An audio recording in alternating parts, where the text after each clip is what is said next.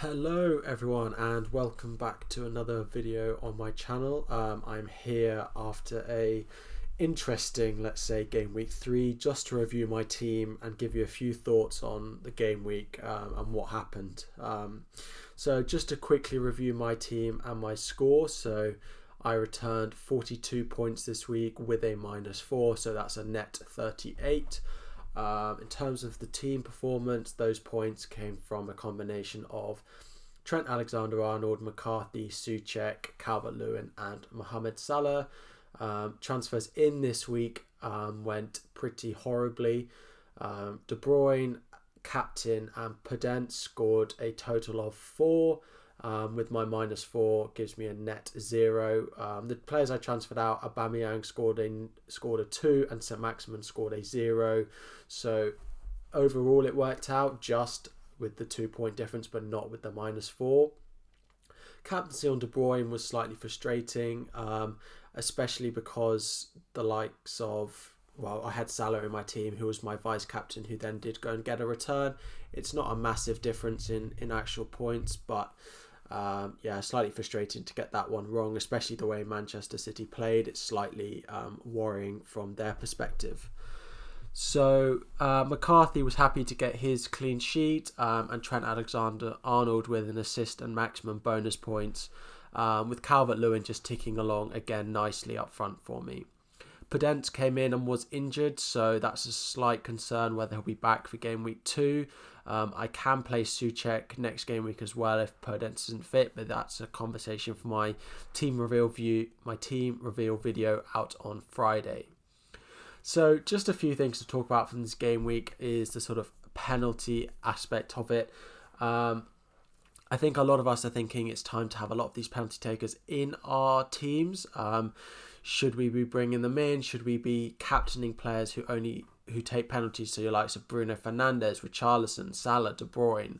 Are these the players that we want in our team going forward? What I would say is these players are inherently good picks even before they take penalties. So having a team with penalty takers in them is definitely something that should be considered, and you should be looking at those players, not just because they're on penalties, but because they're good picks anyway.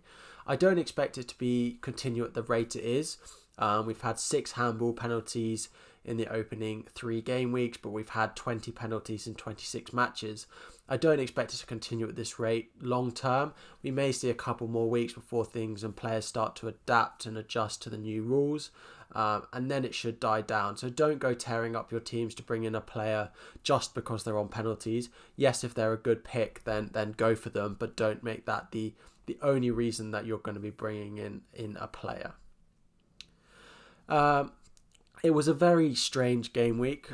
We had Jimenez scoring an own goal. We had Son taken off at half-time. We had that Leicester-Man City result. We had Chelsea scoring 3 after being 3-0 down to West Brom, and Werner not playing a part in it at all. We had the Man U penalty where after full time they were awarded a penalty. We had the Wolves performance where suddenly they didn't turn up against West Ham. We had Southampton keeping a clean sheet even though the Burnley goal was onside.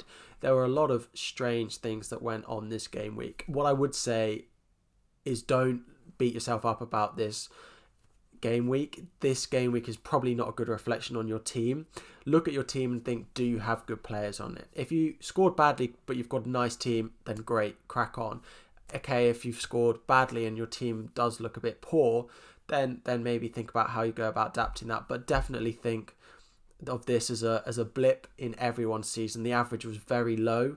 It was a tough game week for everyone with a lot of strange things happening. We will all look to bounce back next week, and hopefully we can all do that. So yeah, just a little bit of reassurance there on this was a bad game week for pretty much everyone, unless you had a few certain players, but it's definitely not something to change your season and beat yourself up about completely.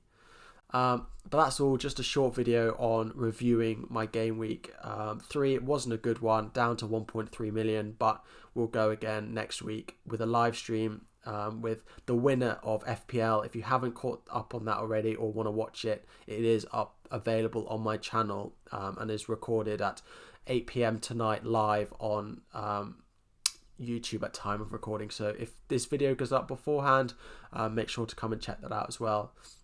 Please like, comment and subscribe, and join the league code which is going across the bottom now. But thank you all for watching, and I will be back on Tuesday evening, and then another video up for you on Friday. But thanks everyone. Peace out.